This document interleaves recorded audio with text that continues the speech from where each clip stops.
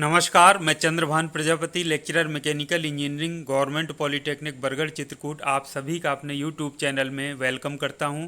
Dear students, आप लोगों के लिए बहुत ही इम्पॉर्टेंट अपडेट है जो कि आपकी परीक्षा हेतु लॉगिन से संबंधित है। जब आप परीक्षा देते हैं या आप मॉक टेस्ट देते हैं तो आप लॉगिन करते हैं वेबसाइट में, तो वो लॉगिन अभी आप जो करते हैं वो यूराइस पोर्टल के माध्यम से करते हैं।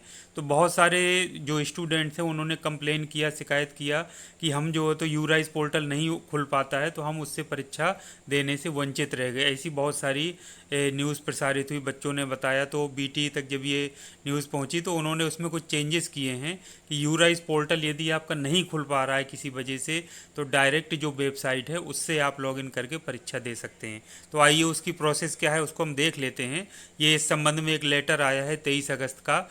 तो इसको अगर आप देखिए, सम सेमेस्टर वार्षिक परीक्षा 2021 के सुचारू संचालन के संबंध में, तो इसमें यही बताया गया है कि यदि यूराइस पोर्टल के माध्यम से आप उसमें कोई दिक्कत उत्पन्न हो रही हो, मान लीजिए उसमें लॉगिन ना हो पा रहा हो, आपका कोई एरर शो हो रहा हो, तो एक वेबसाइट है upbteexam.in, जो कि आपको मैं पहले भी बता चुका हूं। तो उससे आप उसमें लॉगिन करके आप परीक्षा में सम्मिलित हो सकते हैं, मॉक टेस्ट में सम्मिलित हो सकते हैं।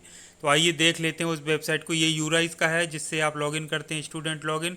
तो इससे यदि लॉगिन नहीं हो रहा है, इसमें कई बार एरर आ जाती है, कोई प्रॉब्लम हो जाती है, तो स्टूडेंट जिस वजह से परेशान हो जाते हैं और फिर वो टेक्निकल सपोर्ट टीम को कॉल करते हैं, बीटी यूपी में कॉल करते हैं। तो इसी वजह से ये निर्णय लिया गया है कि यदि स्टूडेंट लॉगिन से आपका यूराइस पोर्टल पर नहीं हो पा रहा है तो आपको परेशान होने की ज़रूरत नहीं है।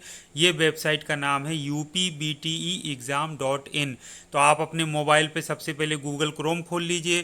गूगल क्रोम जब खुल जाए तो एड्रेस बार में upbteexam.in टाइप कर दीजिए, उसके बाद एंटर बटन प्रेस कर दीजिए। तो जब आप कर देंगे तो इस तरह से एक पेज दिखाई देगा। ये देखिए, इस तरह से लिखा होगा I am not a robot.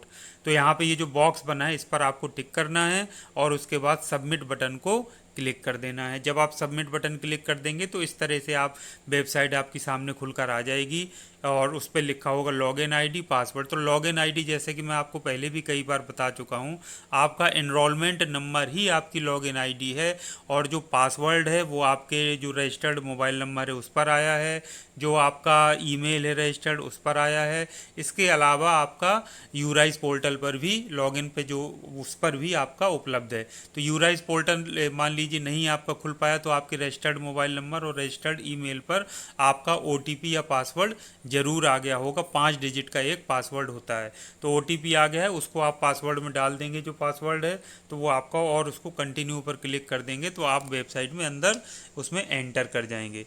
तो उसमें एंटर करने के बाद जब वेबसाइट में आप एंटर कर जाएंगे तो आप अपना मॉक टेस्ट दे लीजिए या आप परीक्षा अपना दे लीजिए, आपकी परीक्षा शुरू हो जाएगी।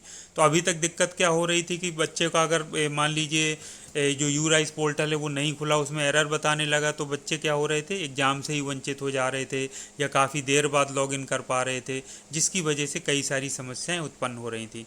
तो उम्मीद करता हूं कि ये जो पत्र आया है यूपीबीटी की तरफ से, और जो आपका ये लॉगिन की पूरी प्रक्रिया है वो यूराइस पोर्टल से यदि नहीं हो रही है तो upbteexam.in के माध्यम से डायरेक्ट आपको लॉगिन कर लेना है और इसी से आपको मॉक टेस्ट अपना देना है और इसी से अपना आपको फाइनल एग्ज़ाम में भी सम्मिलित होना है। तो उम्मीद करता हूँ आपको मेरी बात समझ में आई होगी। यदि आपको कोई भी दिक्कत या परेशानी है तो आप कमेंट्स बॉक्स में कमेंट करके अवश्य मुझे बता दीजिए, जिससे मैं जो नेक्स्ट आने वाला वीडियो है उसमें मैं आपके कमेंट्स को उसमें सम्मिलित कर सकूँ। तो आज के लिए इतना काफ़ी है। Thank you very much. आपका दिन शुभ हो।